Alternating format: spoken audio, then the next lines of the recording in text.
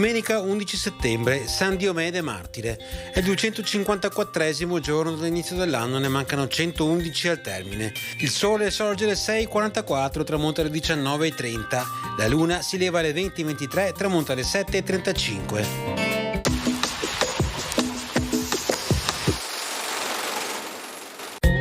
Il Senato Veneto decreta che gli ambasciatori della Repubblica siano tenuti a presentare, al loro ritorno in patria, i doni ricevuti dalle potenze straniere.